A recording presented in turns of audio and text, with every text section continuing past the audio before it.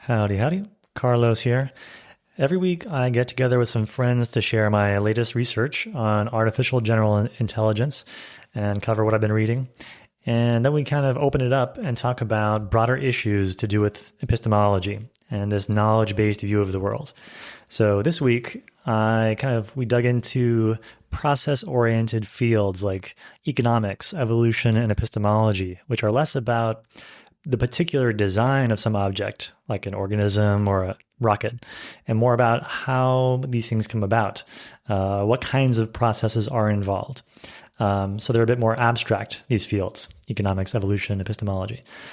Secondly, we got into how you analyze things at different levels of abstraction and whether the world can even be thought of as being analyzable at different levels, or whether there isn't such a neat relationship between, let's say, low-level programming and high-level programming. That seems to exist in levels.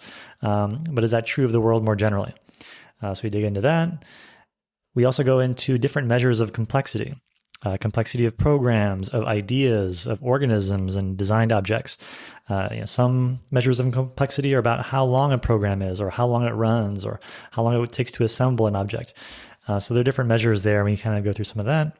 And lastly, we look at the role of replication in how evolution works and how the mind works. Is it necessary for evolution? Is it necessary for having a creative mind to have ideas that copy themselves either in one mind or across minds and things like that? So with that, enjoy the conversation. So one of the things that I picked up this last week was a book on like the economics of cities. And it had me thinking that as I read that book, it feels very much like that there's like a common pattern when it comes to economics and epistemology and other things where if you are talking about these things, you're usually talking about the processes involved in like how a city comes about, or you're talking about these processes. You're not talking so much about here's exactly how you design a hammer or a road or whatever. You're saying, I don't know how exactly it's going to happen, but I think that, customers will figure out what they like and they'll post about it, and the best thing will kind of pop out at the end as people try things and whatever. So it's this higher level sort of in principle explanation where it isn't even that you just set aside the specifics of an object to talk about the processes that led to it. Because you could talk very specifically about how you make a hammer, and that's still process oriented. But this idea is that you're not even talking about specific histories of an object or processes that made it come about. You're just saying these kinds of processes exist, and they could potentially lead to something like, a good hammer. But you're not really specifying any particular paths. You're saying these paths could happen. You're setting up a system where good things tend to happen. And this, I think, is an interesting kind of level switch from because it always applies to anything you could think of, whether that's roads or computers. You could say, hey, let's talk about the thing, or let's talk about the whole system around the thing that sort of will shape how it evolves over time to become better or not. And this tends to be viewed, I think, quite with skepticism from people who are like mostly focused on the thing. They're like, no. I don't want to hear about the epistemology of something. I want to hear about what's the best thing. Stop talking about systems, because if you talk about systems, then you'll say like, hey, our city has this problem, and people want to hear exactly how to solve the problem. They don't want to hear, oh, if you change the law, people will come up with ideas we haven't thought of to solve the problem. This tends to be viewed, I think, by some people as a cop-out because it's not concrete. So anyway, thought I'd highlight that. Yeah, and so that's true. Like across, that's just the open-ended evolution versus design. I guess, dichotomy manifesting again, right? The idea of like markets and minds and everything is we want to create the conditions for evolution to transpire, because that will find the best solution. A tangent would be what computational irreducibility is, and that keeps coming to mind. Wolfram's favorite term, because I guess why it's relevant is I think he would say that's why. Well, I don't know. Evolution is irreducible for some reason, and there sort of cannot be compressed or makes design impossible. So I don't know, word salad, but yeah, it sounds like what you're talking about is the general thing we're after, which is how to create environments which give rise to solutions rather than trying to design solutions. It's funny, like I was just thinking this the other day, when some like social phenomenon or meme or a product or something, when it seems designed, like when it seems intentional, it's actually very off-putting in many cases. You know, I can't What do you think of a good mean? Like, example, but what's it's an actually, example of like a design product that seems awful? I guess, yeah, product is the wrong word. Can't remember the context in which I was thinking, but I guess sort of like in comedy or something, um, or storytelling, if something's very contrived, it feels like artificially engineered um, or yeah, some sort of social gathering. If someone's like, you know, wanted someone to bring up a topic so that they could say this, and it's all very rehearsed, sort of circling back to the Boris Johnson thing, I guess. When when things are rehearsed and contrived, designed, they can be really off-putting. Whereas, the best comedy and stuff happens when it's totally unplanned and it's spontaneous, and no one could have seen what was coming. So I don't know. I don't remember what I started with saying, but um, just yet another organic versus designed. I did listen to like an interview where they interviewed Jerry Seinfeld, and he was talking to Mark Normand, both comedians, and they said we don't really make the jokes in some sense, and it's hard to tell what's funny because I'll think something is funny, they'll say, but then the crowd doesn't like it, and you can either say the premise is flawed, there isn't really anything there, or you could say I didn't quite get it across. I think there is something funny there. I just haven't gotten it out yet in a way that works. And and he's like, by the end of producing like a special where you've worked for a year or more and honing these jokes and whatever, he says like you've been pushed by the audience in various ways, where you'll often be surprised that they laugh at a certain word. Let's say he's like, I say this joke in this way, and then I say mom, and then they laughed there. I don't know why they laughed there, but they did. And now I know to always emphasize that. And it works, but I don't know why it works. Mm. So it's like the audience gets a vote there. So that's a case of where like a lot of it is designed. There is the presence of intention, but there's also certain elements where you're like, okay, they don't have an explanation for why it's funny. They couldn't reproduce it. And I think more generally, if I were to zoom out a little bit, I think that the word design can be a little bit tricky because I think ultimately there are just like processes which create novelty and processes which distinguish the good from the bad and sort of highlight the good things, hopefully. And the path you take through the space of ideas will be shaped by those processes. And so ultimately, like design is just a version of that. Evolution is just a version of that. There is just variation and selection. That's all there ever is. So when we talk about design, it's not that isn't happening. It's more like design is engaging in variation and selection in a different kind of way. For instance, like based more on explanations or this kind of thing, or explicit knowledge rather than just like trying something and seeing if it works. So I think, yeah, design is just another version. Design and evolution are both just cases of variation and selection.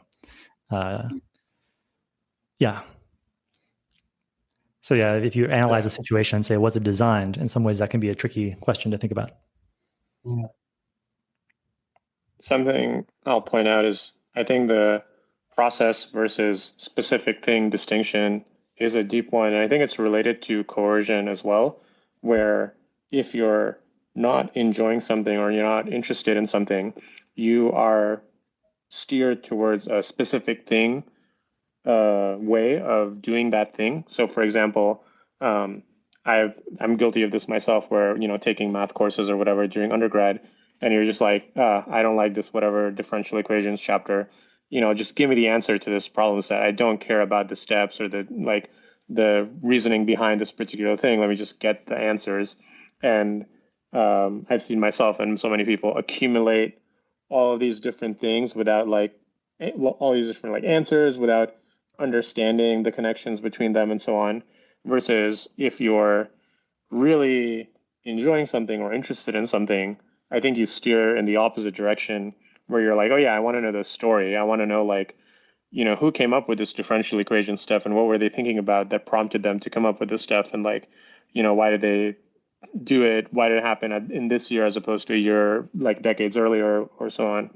And yeah, I think there's a lot going on in that distinction.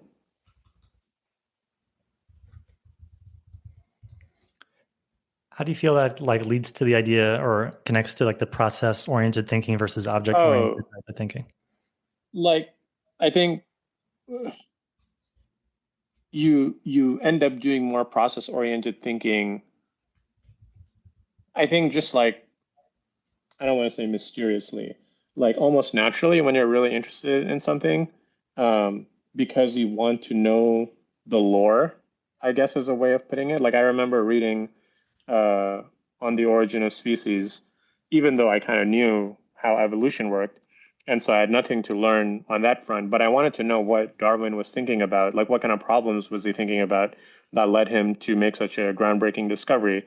So even though I like knew the theory, I was not reading it for that content. I was reading it for the processes oriented thinking, but that only came about after I developed a certain maturity of wanting to be actually interested in things for the sake of how they're interesting, as opposed to, oh, I need to do this for school. Like I think there is a period of my life where, unfortunately, for kids these days, everything starts off with, I need to do this for school. So you're just like, man, give me the answer so I can go play Call of Duty or whatever the kid might be doing.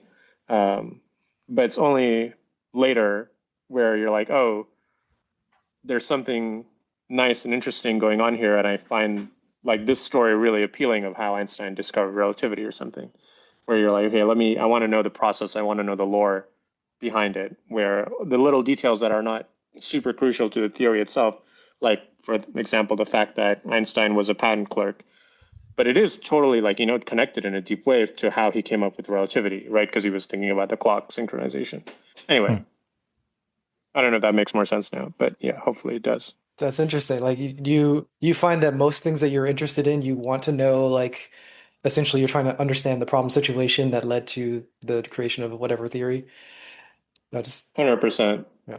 I think it's a big big difference between my life and how I do things post understanding Papirian epistemology versus pre-understanding Papirian epistemology. Mm-hmm. Very cool. Popo, post popper. Yes. Yeah. Nice. By the way, one distinction that I think is worth highlighting when I talk about like process versus object oriented, I don't know if that name quite gets at what I was initially thinking about, which is that the sort of in principle explanation of like, these are the kinds of things that can happen. And they could lead to a particular outcome. They could also lead to many other outcomes. That's one kind of, it's like a more abstract thing than talking about like a particular object and its particular history with the particular processes that cause that history. So I think if you were looking at Einstein and talking about like the patent clerk idea, I think that, that is a very specific part of his history. That's interesting. I think maybe if you were to generalize that a bit, you could say, someone doesn't have to be a quote unquote scientist professionally to begin discovering things. So that would be a case where you might learn something about the general processes of how people come up with ideas. You do not need X, Y, or Z qualification to do so. Right. But I think more generally, I'm interested in the idea of just like these fields like economics and epistemology, where you're saying, I guess, yeah, with evolution as well, Darwin is like, I'm not going to tell you how the elephant came to be the elephant. I don't know. Maybe we'll never know the exact details of that history. However, I can tell you that like X, Y, you need variation in selection, and nobody else has any other game in town. There's no game in town that can compete with that, explaining things in principle. And of course, you could, and probably many did, say, if you're not going to explain exactly how the elephant came around, then I don't know what you're doing. Like, you're not solving my problem. But we're also trying to find out how the elephant came around. What's that? Yeah. It's not just the high overreaching principles. If you look at books by Dawkins or something like that, the theory of evolution is not just the general theory. It has a lot of very specific mechanism, and we're trying to understand them.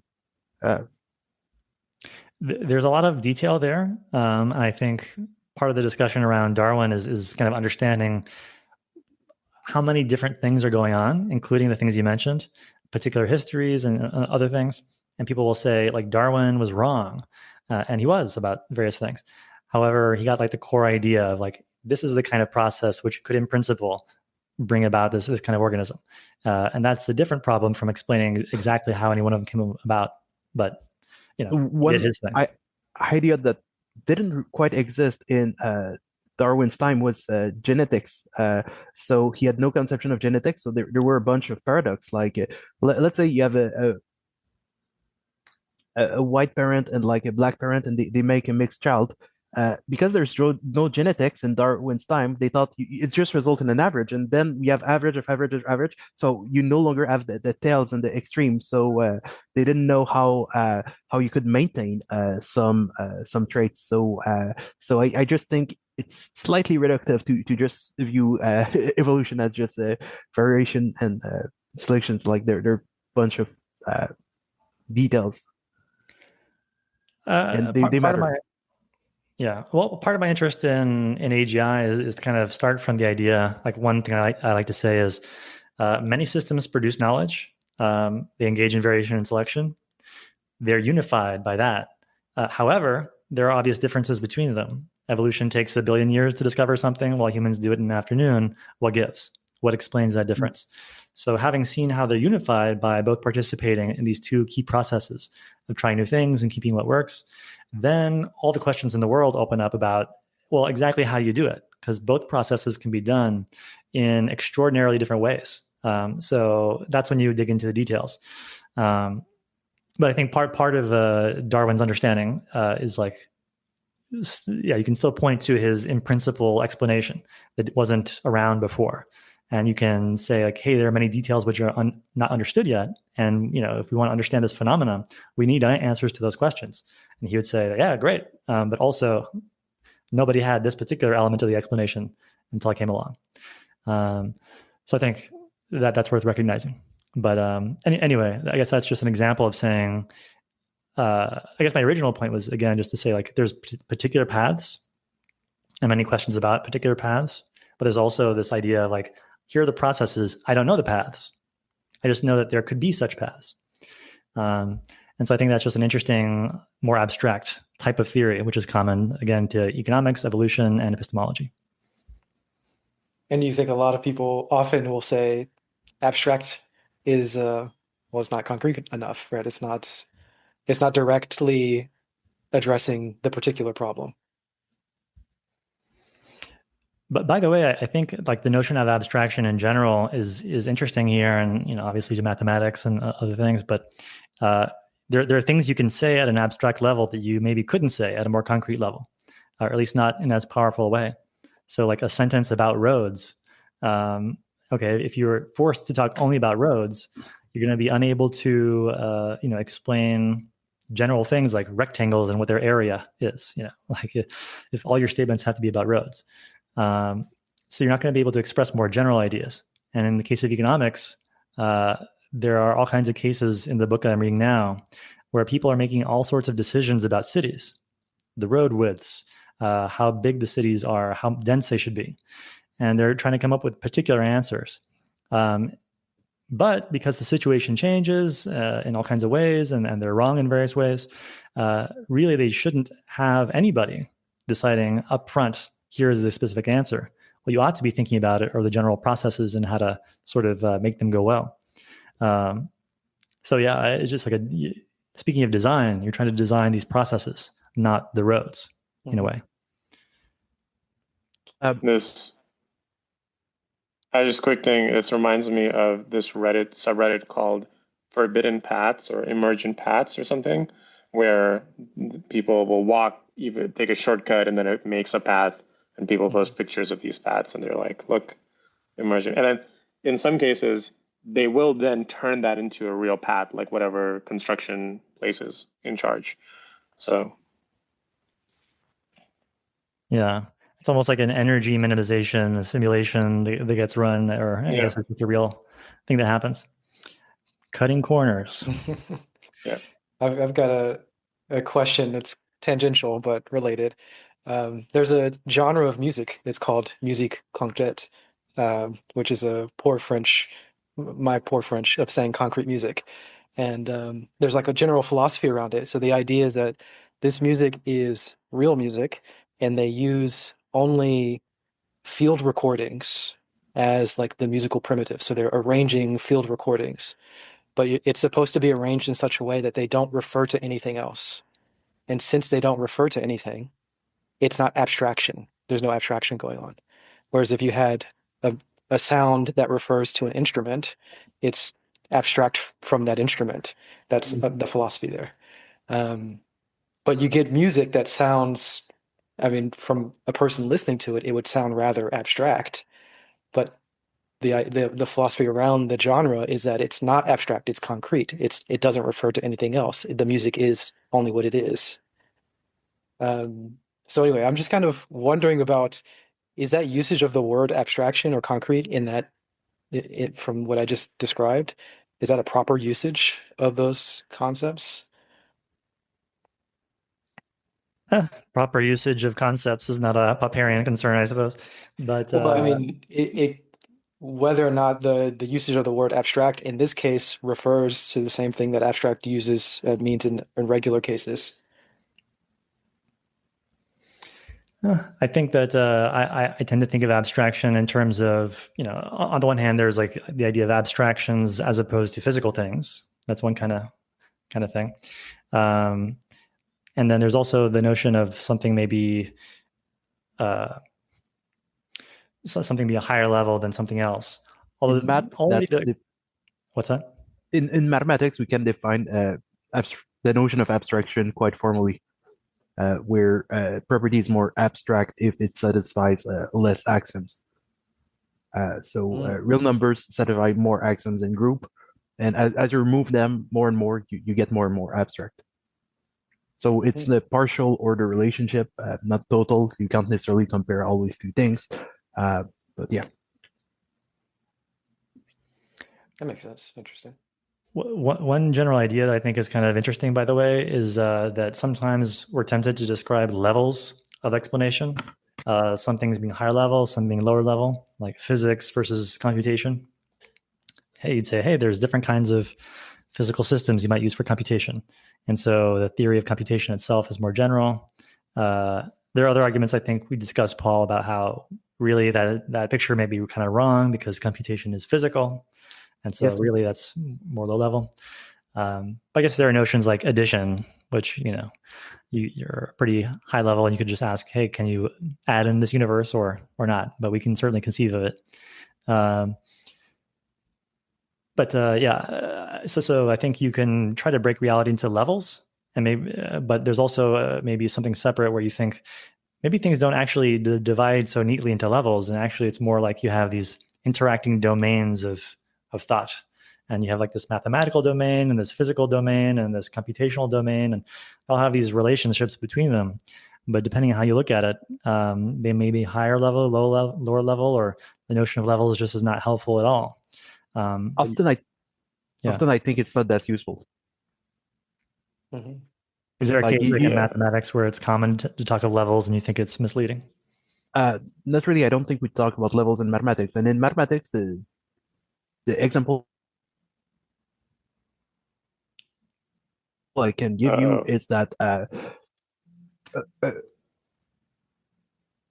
as you all fields can be used to represent other fields. Like you can use category theory to represent sets, and can use sets to represent everything. So often you're moving from one category to the other without something being the highest or most abstract level, because all these things can simulate one another.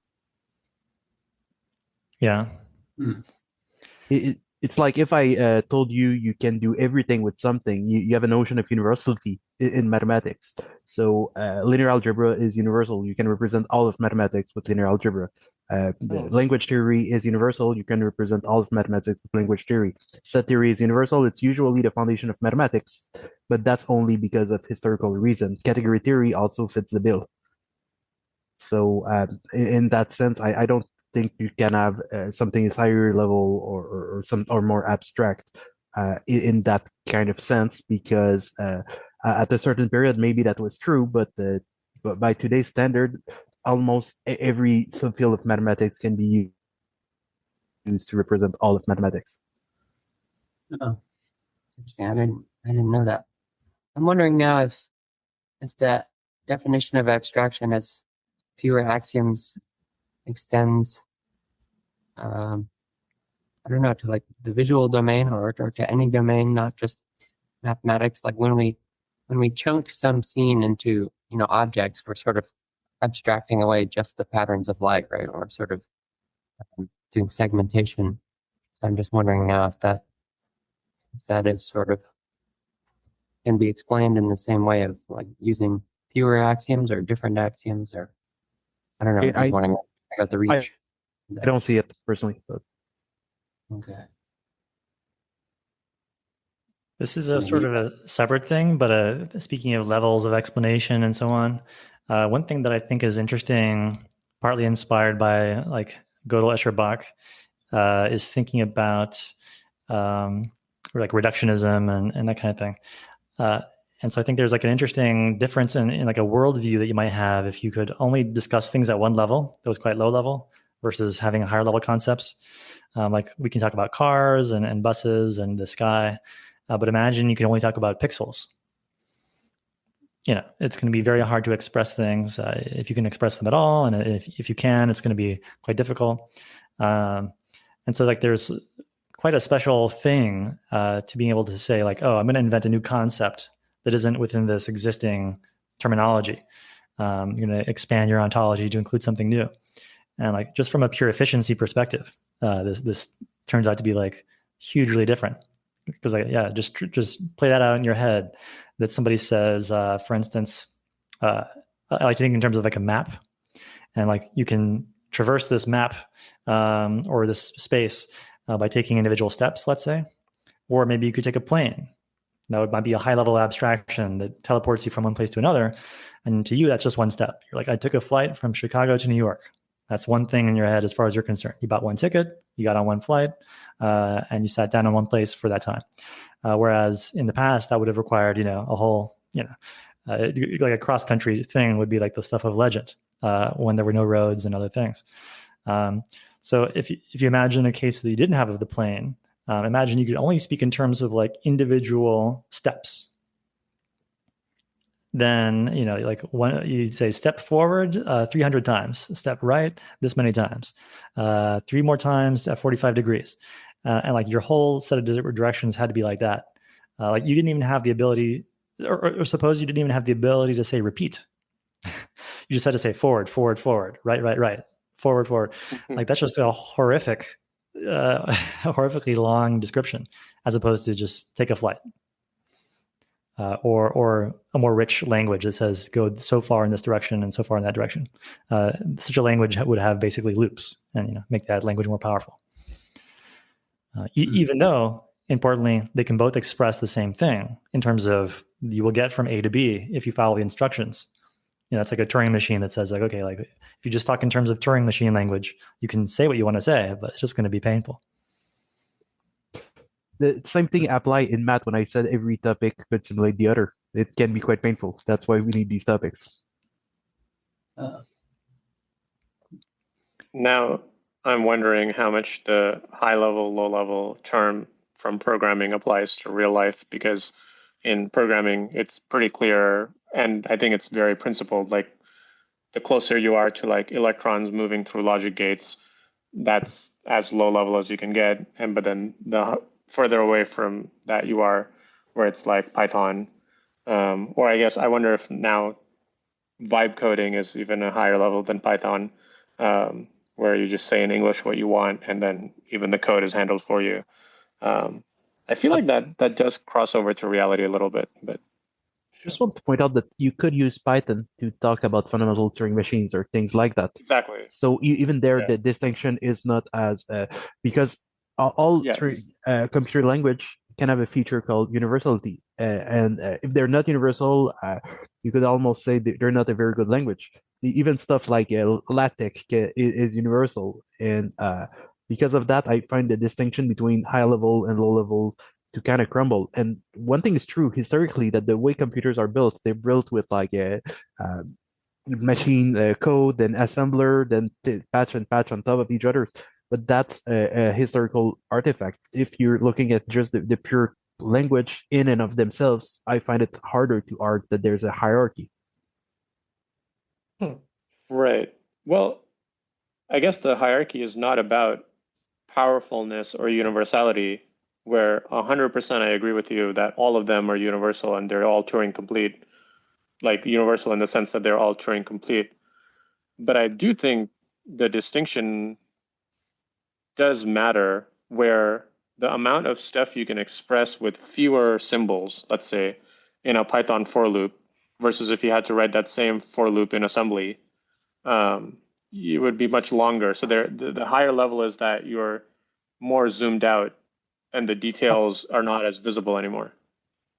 True, but in all these language, you can introduce new functions, I think, that allow you to shorten and shorten stuff. So often it's just that the library have not been built. And I suppose. Also, by the way, I think that one critique of the view of levels that's more in favor of thinking that you just have a programming language which is suited to the domain that you're interested in. If you look at Python, it's extremely unsuited, arguably, to discussing a logic gate. Yeah. And so it could be, in the sense of the source code, could be quite simple. You can always just wrap everything, arbitrary complexity into one function call.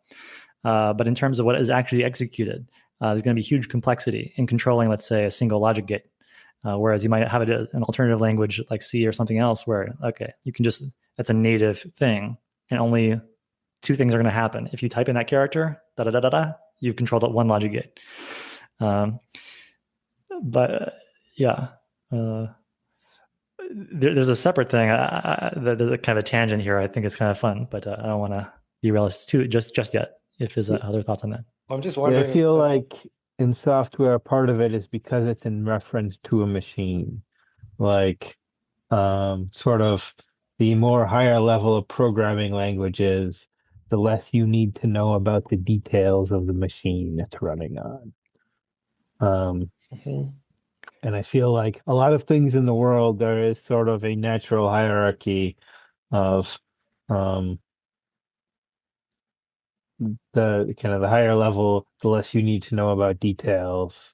But in kind of an abstract sense, there isn't a natural hierarchy, and it's more because we have this particular perspective. We live at this scale. Cells are made of atoms, or molecules, which are made of atoms, which are made of quarks, which are made of, I don't know, fields or something. Yeah. But so it could be that, like, locally there are certain domains where things tend to be in a sequence, where you can speak of something being higher or lower level. For the most part, that tends to be the relationship that is common, even if there isn't necessarily some fundamental aspect that, like, Turing machines are everywhere and always lower level than something else. Reminds me a little bit, as long as I'm free associating, of David Deutsch talking about the multiverse. He's like, only in some places does it sort of approximate there being multiple universes that are similar. In other places of the multiverse, like, there isn't even, universes to speak of. That's just, it's its own thing. And so if you were to think of things purely in terms of parallel universes, you would just be forced into this very rigid way of thinking. It's like, that isn't the whole picture. That's just locally, sometimes things will appear that way, but that isn't the core thing. Wait, I don't understand that.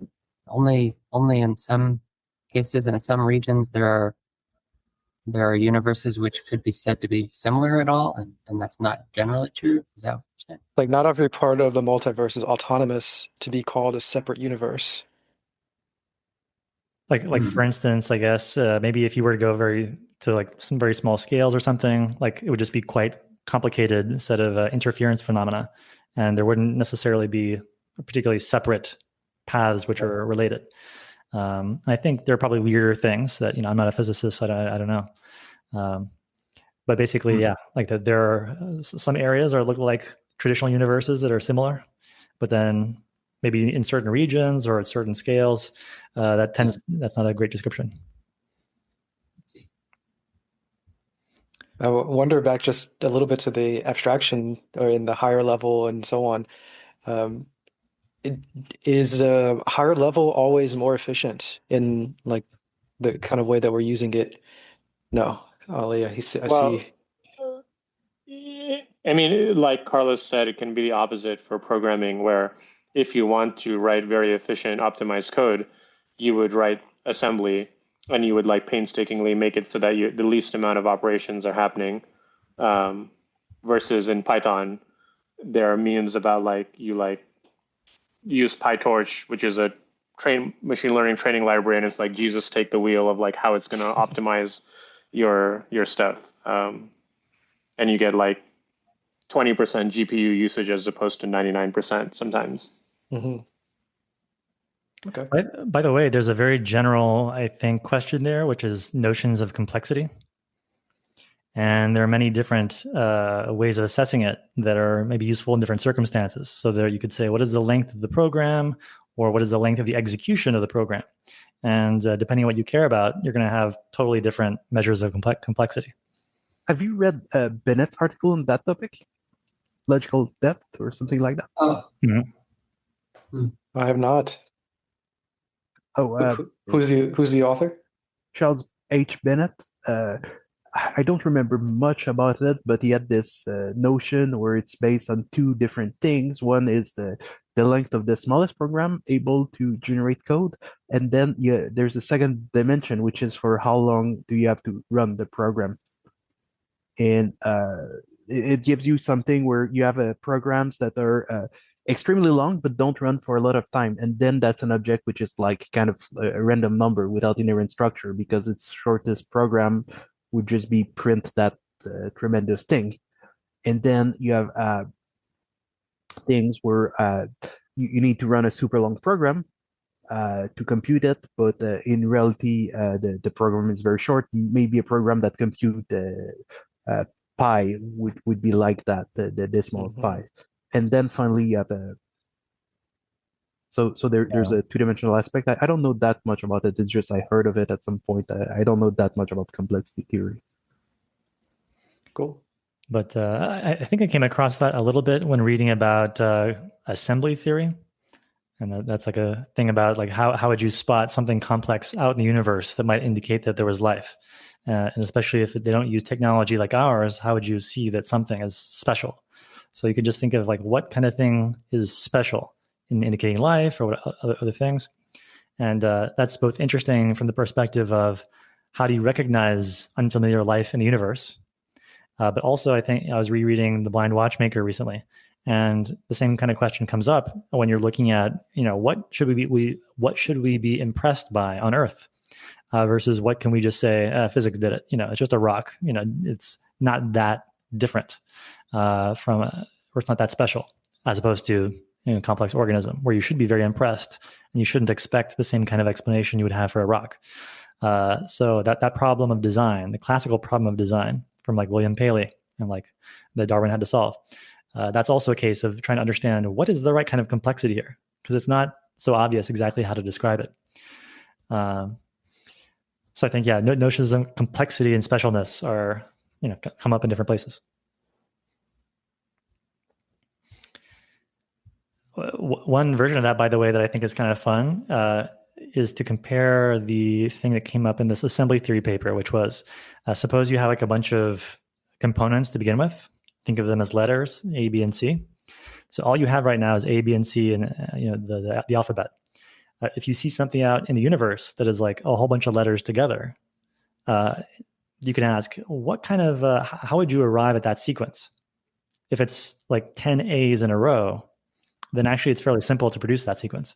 You could just say, I'm going to have a couple of A's, I'm going to put them together into an AA string. So now that string has 2 A's. I'm going to put that together into 2 of those. So it's going to be 4 A's in a row. I'm going to put 2 of those together, now 8, and then you add another one of your previous 2's, and now you have that many steps that I just counted there. So it's not that many, and certainly less than 10. There are 10 A's, but a smaller number of steps to construct the 10 A's. And if you have a more complicated sequence, maybe it takes you a really quite sophisticated sequence of steps to produce it. And so that would be true probably of genomes and things like that. Okay, there's not a lot of rigid structure in there that you could just say, oh yeah, I just repeat this and there you go. So you can ask, how many steps does it take to assemble this collection of this object? One thing that's interesting there, as you kind of like, earlier I said like, hey, there's some versions of complexity ask like, how long is a program? Another version says, how long does it run? And there are things like that. Here also, you could say, how many steps does it take to produce something if you can only add to a structure versus if you could subtract? Because sometimes it's easier just to like say, here's a big block of things, and then I'm just going to cut a little off the top, and there you go, done. Whereas if you have to assemble it, it might actually, and you couldn't use any cutting, it might actually be more complicated. Because like say you want to have like, a big cube with one very small cube missing from the top right corner. Normally, then you just make one big cube and you take a little chunk out. But if you have to assemble it, well, now you have to put together a bunch of smaller cubes in such a way that you just leave that one last bit empty. So maybe you need 100 different parts to that. So I think, assembly and kind of construction processes. And it's kind of, so I guess the bottom line from that kind of little thought experiment of like additive processes versus additive with subtractive processes is that you can say, I'm interested in complexity in terms of like how many steps are required. And the steps could be addition steps or subtraction steps or whatever. Anyway, kind of an abstract notion of complexity. Wondering if biological evolution is only additive and it doesn't reverse changes. Is that right or wrong? And is the mind able to add and subtract any given mutation? Is there any distinction there, do you think? I don't think biology stores any of the previous genetic code directly, so it can't reverse in that simple way. Yeah. I wasn't talking about reversing necessarily, though that may be interesting as well. I was just saying like removing. So evolution definitely does that. It'll like insert things and delete things. So it's not as if genomes only ever get longer, for instance. Right. And you do have a certain amount of conservatism because, often things will exist in many copies. And, as Dawkins points out, genomes aren't replicators, or like not in the only in a very small sense. Like within an organism, your genome replicates, but over evolutionary time, the genome occurs for one organism or couple, but then it gets scrambled up by sexual selection or sexual recombination, and so you never see that again. But you do see all of the alleles, and that they stick around a long time. So the building blocks are around a long time, but the particular genomes, the particular assemblies, they're pretty ephemeral.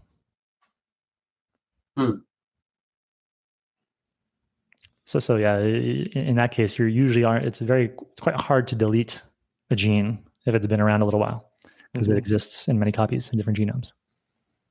So it's only like a subset of any given gene that is actually doing the replicating. Is that means the alleles are like alternative versions of a gene, and so there are always new. Yeah, I mean, is that a way to say it? A subset is what is surviving and replicating, not any given complete genome. I think there's like some debate about like what constitutes a gene, but like the rough analysis is something like a small sequence of nucleotides there, so a couple of A's, T's, and G's. I think part of it has to do with the fact that when you have like the sexual recombination of two genomes, you sort of shuffle them together at like the chromosome level and other places, I guess.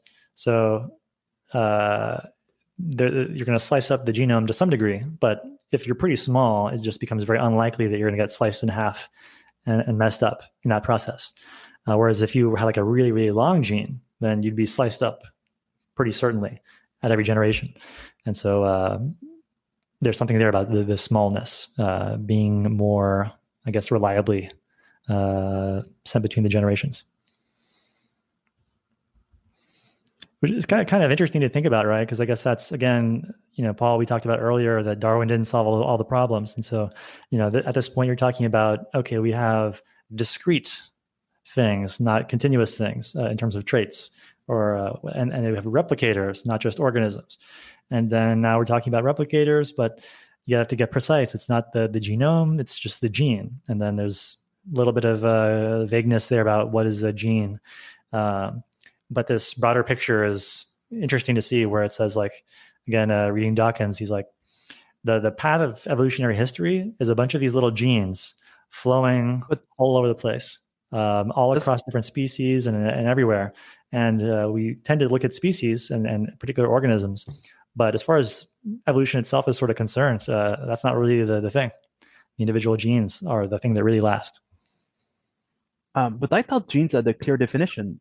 Maybe I'm missing something, but isn't it supposed to be the smallest unit inside a sequence of DNA that is able to generate a protein or carry an instruction? I think it's like a little bit tricky. But I'm not an expert. This I've no. I think in the selfish gene, Dawkins says that there's some debate. Of course, that was in the 70s, so I don't know if they've solved it by now. I might believe him in the sense that I'm out of my depth. So like it could be like a gene that makes two proteins interact in a certain way, or there's non-coding DNA, and there's a lot of epigenetic switches. A gene that makes some other gene get expressed under these conditions and stuff like that. And I think Dawkins is somewhat circular, where he's like, a gene is the kind of the smallest unit that natural selection can operate on. And it's kind of more of a functional, it's like the smallest piece that does something. Yeah. In any case, I guess, like, there's maybe a little bit of a fuzzier notion of what is a gene, kind of like his idea of the extended phenotype, which just says, like, hey, like the notion of an organism is itself a kind of a little bit of a fuzzy thing. People tend to take it really seriously, like at the edge of the skin, that's where the ape ends, and everything else out there is just the environment. But he's like, no, like a bird has its skin, but also has like a nest, and the genes are in control of both. So if you think about the bird absent the nest, you're kind of missing everything that the genes are controlling and what they're up to. So that line of where the feathers end is not really a fundamental distinction. So I think that's just an interesting thing. So there's probably a similar fuzziness there about what a gene is, maybe. I can't see a reason why something would not be fuzzy, because in the case of genes, it's encoded with DNA, and DNA use very, very binary information, where the thing that encode it are like adenine, thymine, guanine. It's like literally something that you could transmit into 0 and 1, and that means you can create a form where thing is fuzzy. So, but important pieces that interact in some very important way don't necessarily have to be contiguous. So like there's some string of characters here on the DNA and some other string of characters far away. I agree. It doesn't have and together they form a gene, because it's the existence of both of those that matters for interaction. Because if you make it too small, then like you don't have natural selection. Natural selection won't happen on a single nucleotide because it doesn't do anything in itself. It has to be in the interaction between it and other nucleotides. By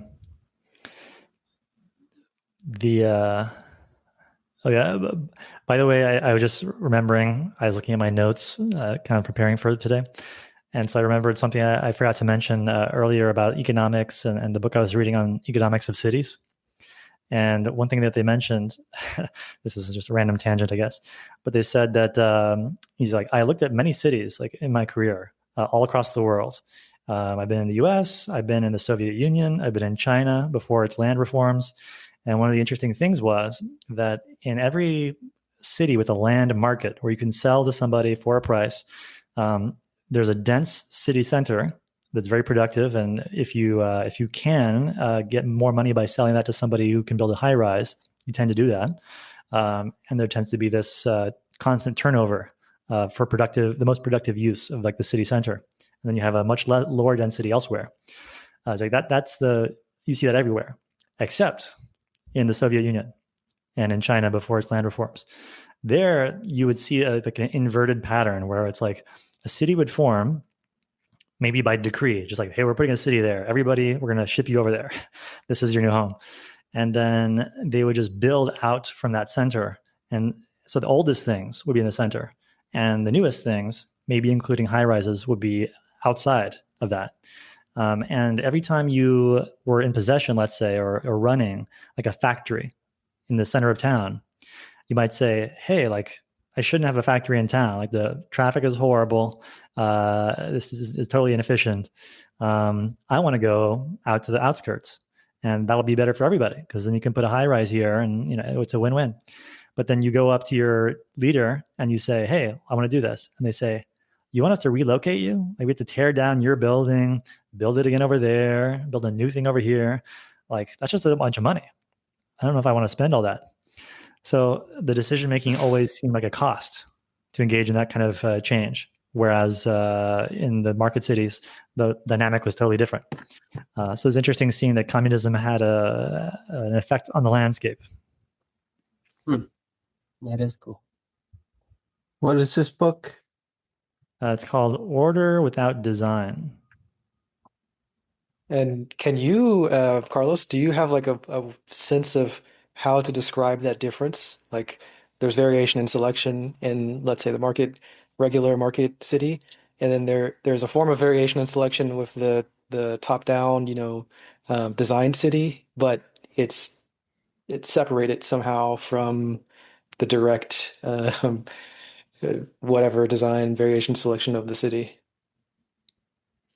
One thing you could say is that the criteria for doing things is very different. Mm-hmm. And so people are having ideas, they're having conversations, but the incentives that govern what actually happens are quite different. And so, yeah, if moving to the outside of town appears only as a cost to everyone involved, it's not going to maybe happen. Whereas you're going to have a different set of incentives and benefits now attached to moving out of town. And so that does happen in the capitalist in the market.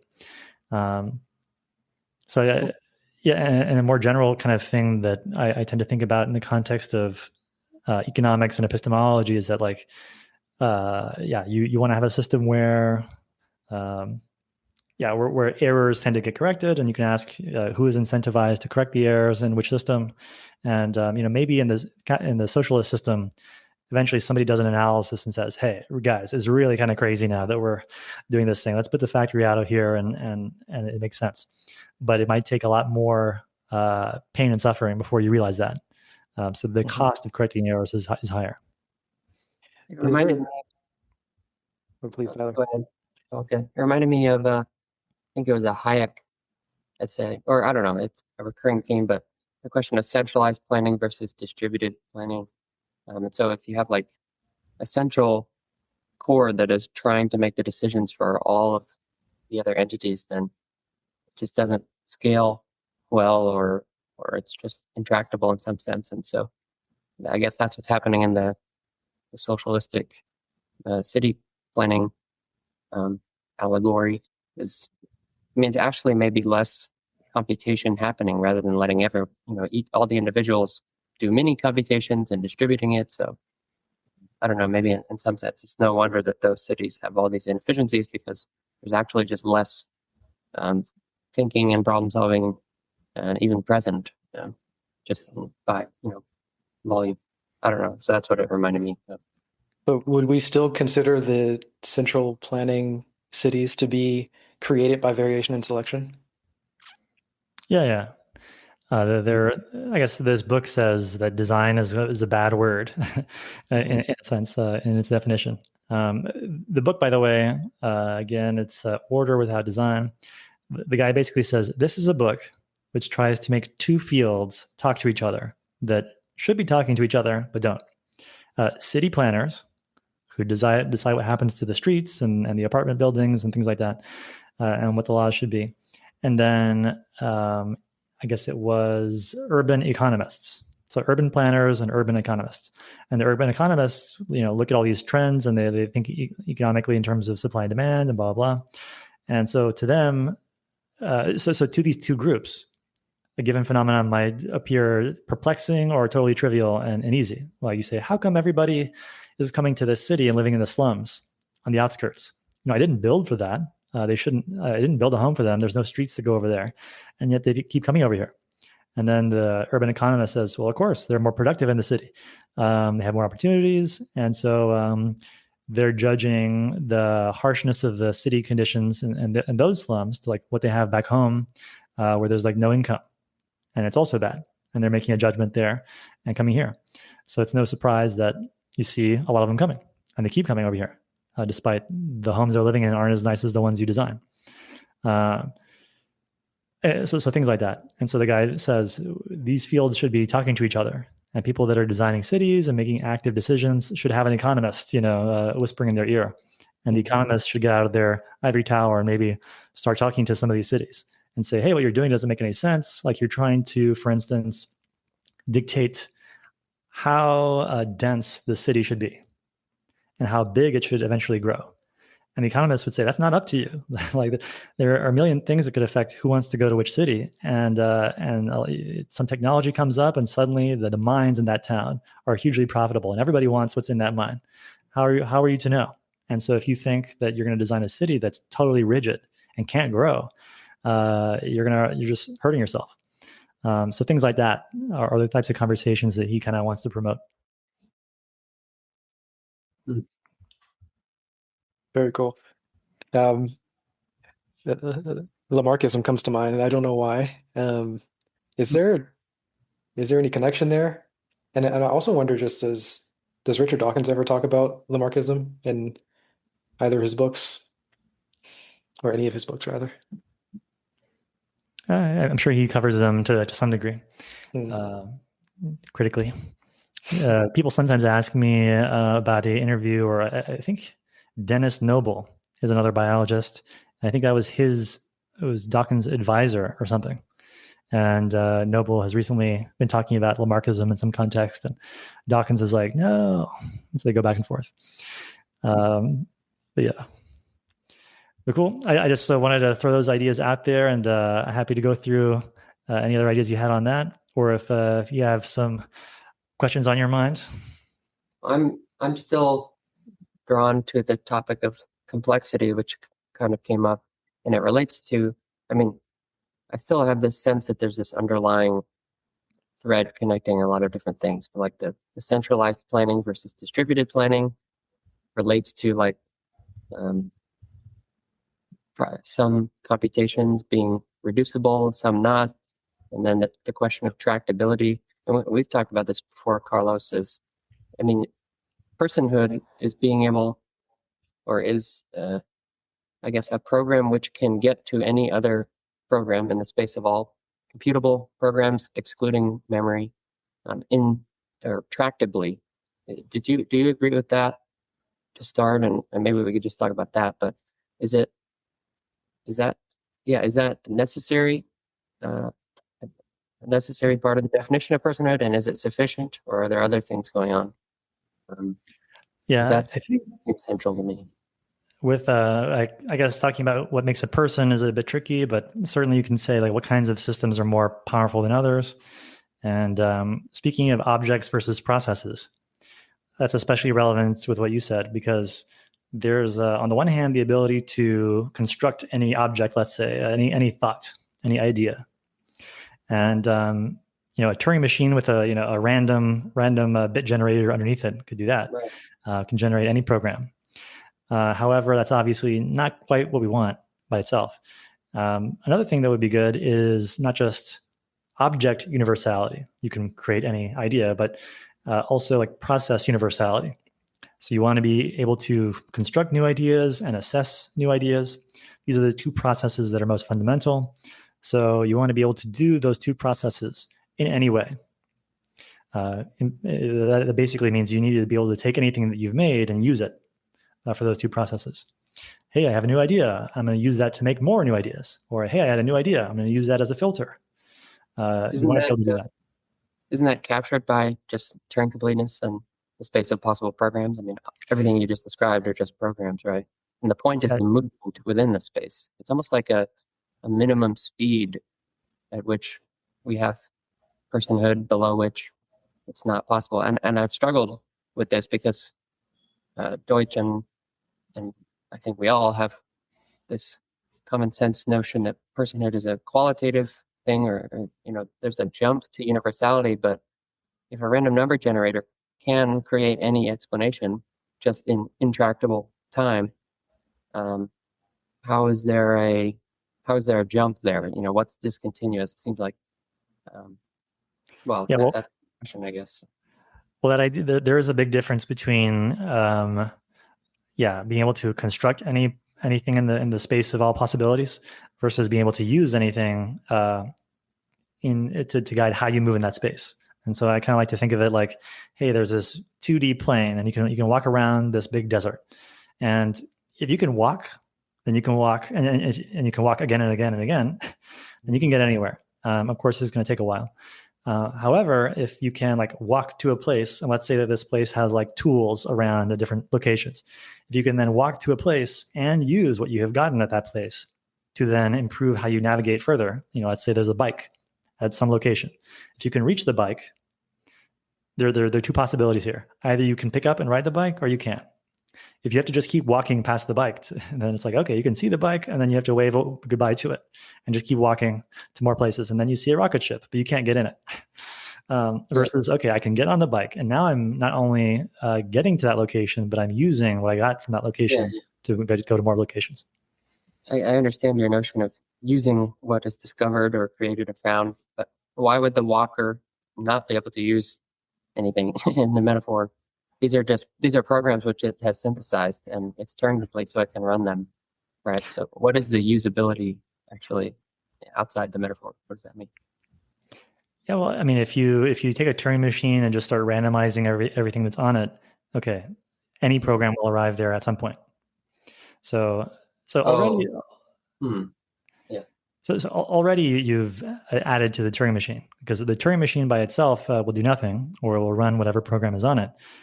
So already we're adding something to it, which is a random program generator or a random bit string generator that sort of makes the tape be different things. So this is not just the Turing machine. There's another thing happening there. So this is already Turing plus. Yeah. And then there's a separate thing of saying, okay, now that something occurs there and pops up, I can... Maybe one way to think about it is like, okay, I have the random generator thing, and that's causing new things to happen. That's my source of novelty. But now, and it's fixed in this thought experiment. Nothing can change that. However, there's obviously a difference between when you can like take something that you've made and then use that as your source of novelty. Right. Yeah. So I understand it's like we're sort of presupposing it has a random generator on it, or maybe physics just does that. The bits just kind of flip with noise.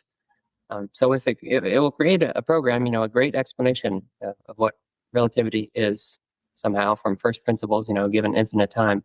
But all it has is this randomizer. So the second it makes that, it will just unmake it and go on to make more junk. So in that sense, it won't do anything with, or it won't use, or it wouldn't run the program. It might just create the program. So it seems like, it's kind of begging the question I don't know, is it the case that a person just has to be something that starts at nothing and does creation ex nihilo, gets from I guess, any random place where it spawns in program space and can, build itself ways of getting to any other. And evolution is the only way it can do that because, I don't know, that's the only way knowledge accumulates, or there's something fundamental there. I'm just kind of painting the picture now, but I'm fascinated by complexity of this situation and just seeing. I wish I had a more understanding of the math so that I could try and just like even say things, even pose questions there, because that just seems so important. Like, in what does complexity say about a random process, and how that would be, intractable to get to any other given program? Why is that intractable? What does that look like? What is intractability? When is something intractable? And then what does evolution look like in terms of complexity? And I don't know. I want to be graduate. There are different notions of complexity, I guess, like in computer science or something, and I don't find those too relevant for the things that I was talking about, because it's kind of like, because that's more about like, oh, how does this algorithm scale with different inputs? But I'm not really, in my case, I'm not thinking about inputs and this kind of thing. I'm thinking more about, oh, you have, it's less about that. And so there's a different thing of like, but if I step back a little bit, I think one thing that's kind of interesting is to say, okay, there's just this big space of possibilities. And I think one context in which to think about intelligence is, okay, this is a system which starts with some stuff available. Maybe stuff that's very simple that comes from like the Big Bang or whatever, like you have some stuff. And then somehow that's with that stuff, you can then create new stuff and you're combining it and recombining it. And so then that sort of thing happens in all kinds of situations. And it happens everywhere all the time across the whole universe. Things are combining, but then they're also like breaking apart for the most part. So what's interesting is when you sort of, I almost like to think of it like a kid assembling blocks, there's like the whole earth is just shaking all the time. And so in general, blocks don't stand up really tall. But if you figure out a way to do that and beat the entropy, then now you can create all these skyscrapers. In this case, I'm thinking not purely in terms of concrete skyscrapers, like physical ones, but these more abstract ones where it's like a complex program. Like, why is it that the program you have in your computer for addition, like it keeps being that? And radiation doesn't prevent it from doing that. And if it did, you would just download a new version and it's fine. Like you have this quite complex thing. It's not a physical tower, but it's an abstract thing, but it's complex. It's a skyscraper from that more abstract view. Right. So you're just saying when you speak of complexity, you're talking about complicatedness, not literal complexity theory. Is what you're saying. And you think complexity theory is not actually that relevant to AGI, you mean, or just to what we've been discussing? Or there's kind of a cool essay from, I think, Scott Aronson. He says, why philosophers should care about computational complexity. Oh. So so it is fun, and there are some crossovers. Maybe it's a little bit of a stretch, but there's also cool things there. One of the things that he asks, by the way, is what does it mean to like know something, or something like that? And I'm not sure that I totally agree that it's all relevant, but it is fun to think about. And so in his case, he says computational complexity is relevant to that question of like, do you know something? Like, when do you know something? Because suppose I say, you say like, what is the prime number? What is like the 500th prime number? There's like a bunch of different answers to that. And he kind of compares all of them in terms of the computation that is involved. And so he says like, you could just specify the 500th prime number by saying it's the 500th prime number. Like, that fully specifies the thing. There's no other number that is that number. But of course that's not very satisfying. So most people would say that you don't know, you didn't tell me anything new. It's not really what's going on. And his explanation there is that there's a whole bunch of computation that has to happen before you can arrive at like the decimal representation of that number. Whereas if I told you it was like, if I gave you the decimal representation, that's better. Or if I gave you another formula for computing it pretty quickly, okay, that's good. It compares the different answers you might give to that question and say, okay, at which point do you say that you know it? Because there's some numbers which like the decimal representation doesn't even fit in the universe. So, it's like, but I have specified it, with this formula. Right. Yeah, I'm not seeing how knowledge, an amount of knowledge fits in complexity. It's for like a process of generating something, and that makes sense. And if we know that knowledge is explanations, or I guess there's non-explanatory knowledge, so we don't know that. But well, anyway, I'm definitely going to check that out after this. That's Complexity is also used in different ways in different parts of science. Like there's a field known as complexity science, which studies complex systems. Mm. And there isn't really a generalized like measure of complexity. Like tends not to be able to say this system is more complex than this other system. It's more a system is complex if it has these properties, has a large number of parts that strongly interact with each other, usually non-linearly. And this tends to lead to behavior that's difficult to predict and can have large sudden changes as there's feedback loops. right. No, it can't be measured in bits across fields. Yeah. I don't think, or maybe it can. At least not yet. Talking about personhood, Tyler, I'm curious if you, because I think in the beginning of Infinity, creating, or rather having explanatory creativity is like at the heart of personhood.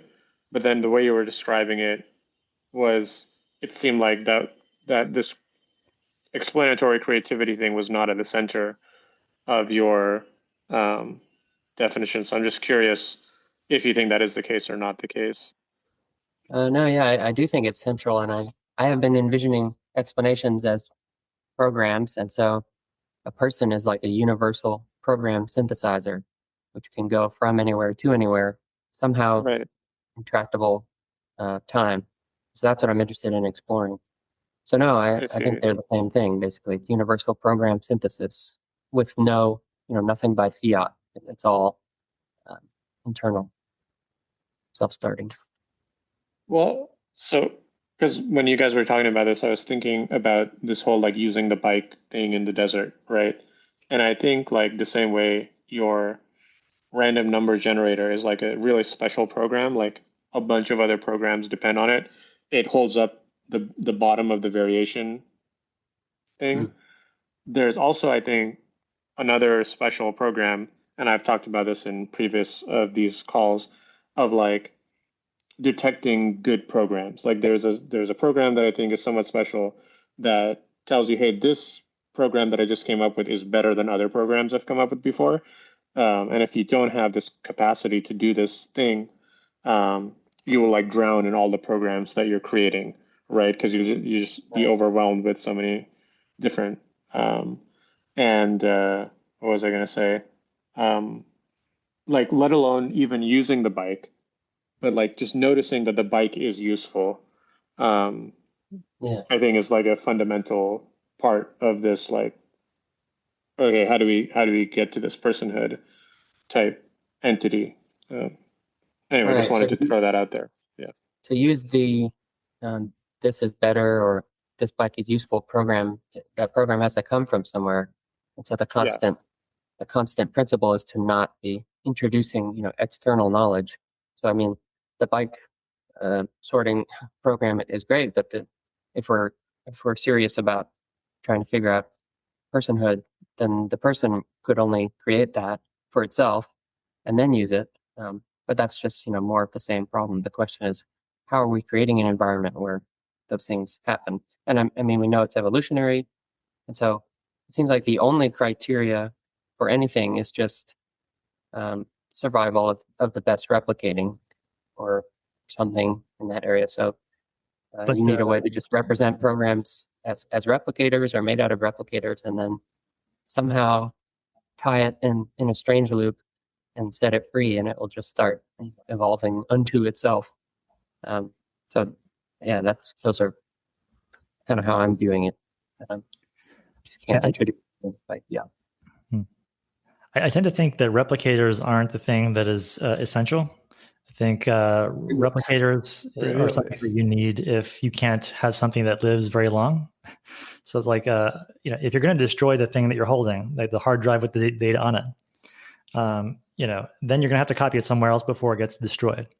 But if it's going to be around a while, as a brain is around a while during your lifetime, you don't need to think about copying it to other places necessarily.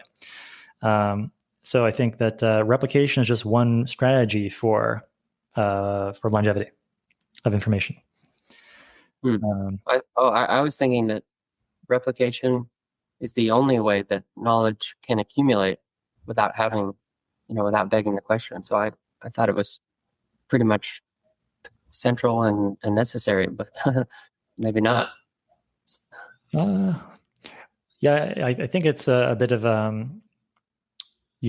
think that's more of a holdover from evolution, like thinking about evolution in very concrete terms, like specifically what happens at every stage of reproduction and where does the novelty come from? It often comes from like replication errors.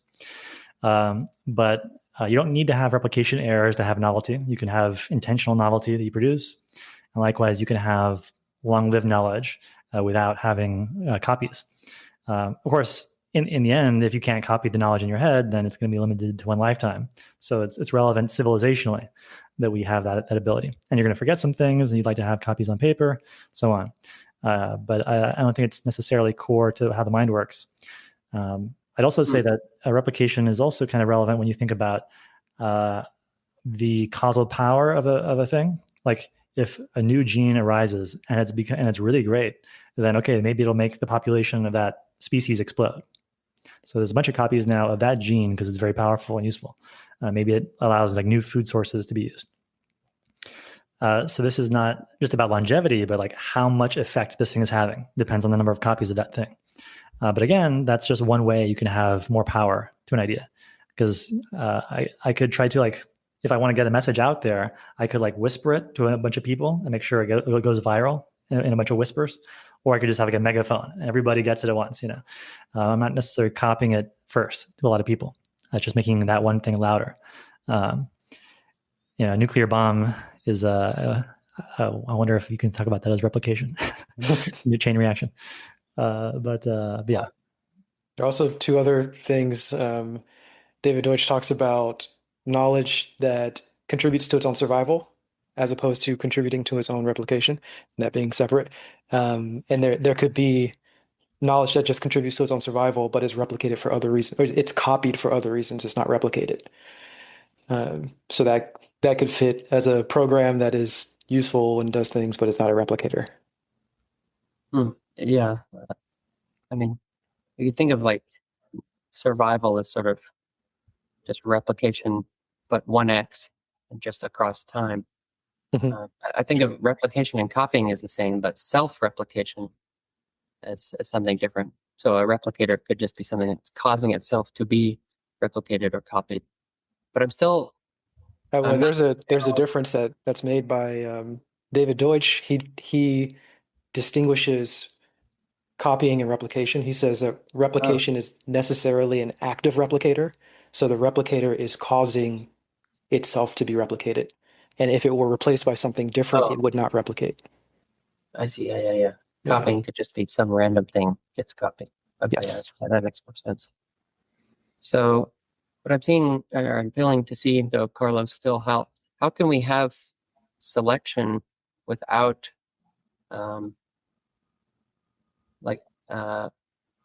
let's see, I guess like more or less replication success? What other metric can there be for selection without begging the question again? So how do you think selection happens in the mind, if not by simply some replicators becoming dominant over others and others dying out, as we see in nature? Well, like the number of copies of something is itself begging the question, because you could ask, well, why are there more copies of that thing?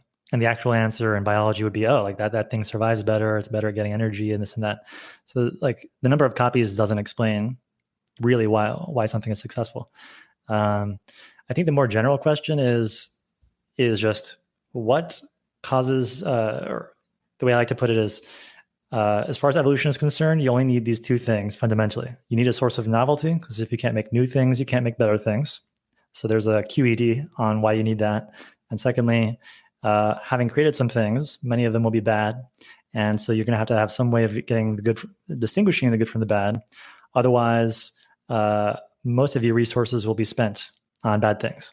So for efficiency's sake, you want to get rid of those. So by the way I phrase that is a bit messy, because you don't actually have to get rid of bad things in order to invest less in them. An entrepreneur who's a failure and nobody likes them can just sit down and do their thing without $1 billion in their account that they control. For instance, a person can be put in jail so they don't affect the world.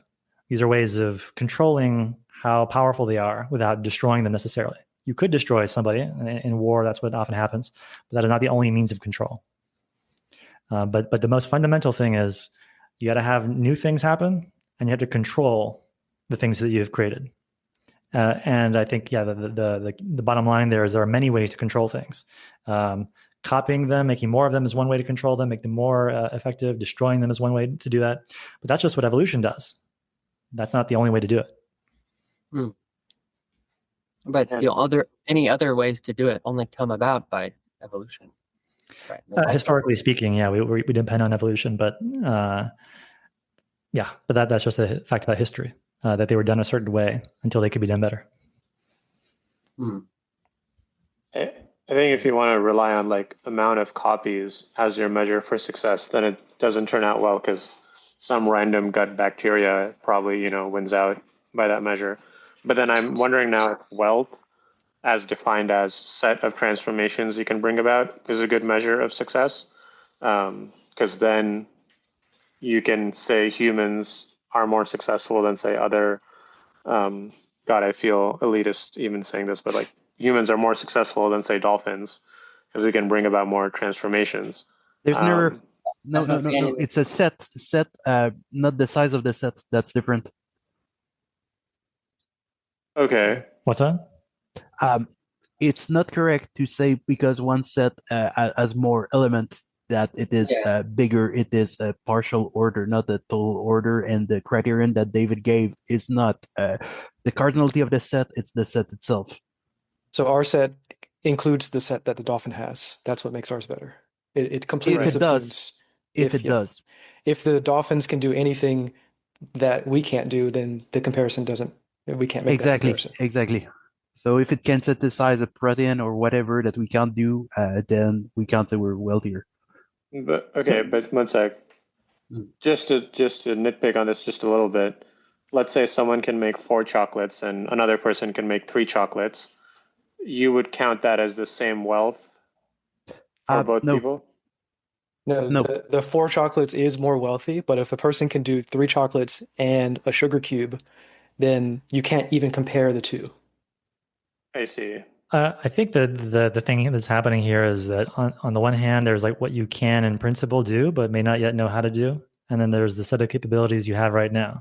And of course, if you're a universal explainer and this and that, there's no limit to what you can discover. But of course, only a finite, infinitesimal part of that right now. And so are we comparing finite amounts of things, or are we comparing our sort of in principle abilities into the indefinite future? In David's definition, it's not about our capacity in the future. It's the set itself that we're capable of causing. I feel like there's some notion of like whether those transformations are valuable. He doesn't give one. I'm just saying he doesn't define it as this. Like if we're taking the strict definition, he just say the wealth of an entity is the set of transformation it's capable of causing. Okay. I'm just trying to think about what is a good criterion for success, given that, amount of copies of the replicator, or as we've said, maybe replicators are not even at a part of this thing. So it's not amount of copies. So then, okay, how do we think about like what organisms or people or whatever the entity is, which are more successful than others? I think it's not the right question for many purposes, at least, because I think the more important notion is what is the quality of a particular idea. Comparing people is something you do if you're hiring them, but otherwise, mostly we're interested in relativity is better than relativity where you switch one of the numbers around. It's more accurate, represents reality better, and this and that. And there's going to be a wide variety of specific criteria for making that judgment. that have to do with particular theories. And if you're not talking about theories, but instead talking about like plans or other things, you're going to have a wide range of criteria there.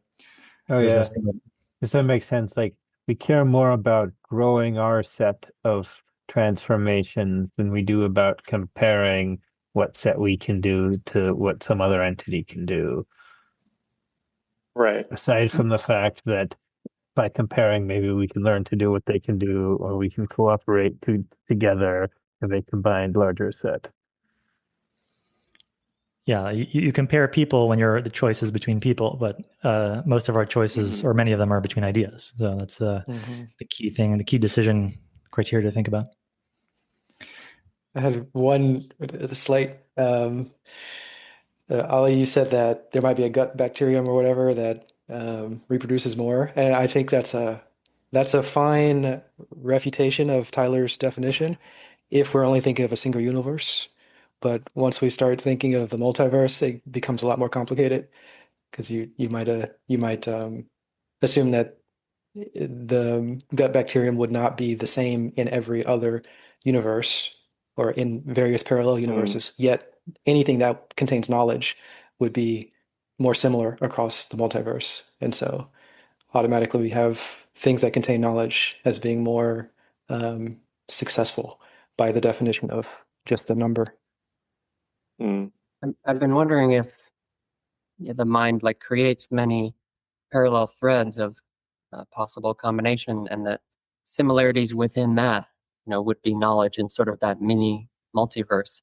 Maybe it's sort of sifting for similarity across threads, and maybe that's the way it picks up a signal.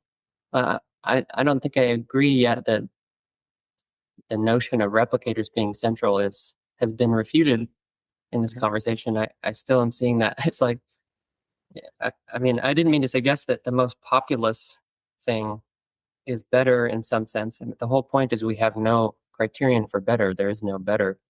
The point of fecundity or replication success being the ignition or upstream of everything else is that is the only logically possible signal for success in an evolving system. It's not that like higher population is better because we've defined more numbers is better.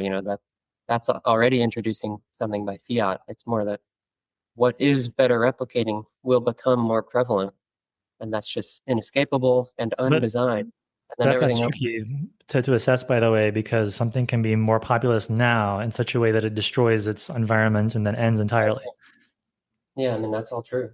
But you would also consider the future as a part of this, right? In the count of replications. I think, at least I would think of that. There are different survival strategies, by the way, like some of which could be like, I want to remain hidden and survive till the end of time. You could say, hey, COVID got too big for its boots and got everybody's attention. And so we said, we're going to vaccine that to hell. And, it would have been more successful in the long term had it just afflicted, a tiny part of some random country. They didn't have the world's resources suddenly motivated to take it down. So isn't there an outstanding problem here? I mean, how is selection done if not by competition among replicators or some I'm not saying how we're getting out of that. We can say like, oh, it's whatever is best at figuring out that the bike is useful. It's like, well, that's way downstream of all of this. I mean, we've totally just introduced the super high level concept. The whole point is we as the designers can't introduce any statements about what's, you just ruined it if you just made a function discerning between better and worse. So the whole argument for replication is that that's the only possible criterion again. So I mean, I don't think that's true because we as entities have goals and we wish to be able to do things. So like for ideas, the spread of them is not our measure of quality. It is like the power of them that lets us do things. And that's part of what Marx said intelligence is that we can, in some ways, judge the power of the ideas to do things, not just sort of their natural copying rate. Like urban legends are very good copiers, Right, but they're right. not very useful, and so knowledge does not grow through urban legends. Uh, Also, by the way, there's an analogy there, because you could also say in the mind, the idea that is most at the forefront of your mind and affecting your behavior is the best idea. But of course, somebody could be crazed by something and affecting all their behavior, and it's not a good thing. Whereas you could have an idea that's very true and very useful, and you use it exactly when it's useful and no other times. And so it's like how to evade a lion. And it only happens one instance in your life, but it was there the whole time, and it was used when needed, and you're glad it was there. And but it was only relevant in that one instance. It was true, it was good, but it wasn't that active over your life. So that's, I think, an analogy for the replicative success as like causal success, and like how often it was actually used, and neither is a guide to quality by itself. But isn't in nature, I mean, that's all that's happening, right? Just whatever is best reproducing is what's making it through to each new era, right? But the question is, what is affecting what happens? And in the case of the mind, like what things get used or not, what things get remembered or not. And in the case of evolution, what things survive or not. In the case of evolution, very sophisticated things like tigers will decide whether or not you replicate as like some other prey animal. So that's a very sophisticated thing that evolved itself. And in the case of the human mind, also very sophisticated ideas, which grew out of yourself as a baby, in many steps, are the things deciding, what you just told me makes sense or it doesn't. Right. So it starts from nothing. Not nothing. Nothing can start from nothing. But what you have are the core problem of biological complexity is we see some stuff that we're satisfied with, like sand and rocks, but how do you get this other stuff that seems more complex? How does one lead to the other? Nothing starts from nothing here. You're saying, how do rocks lead to that? Not literal nothing. I guess I mean no ideas. We're born with no ideas. Do we agree with that? No.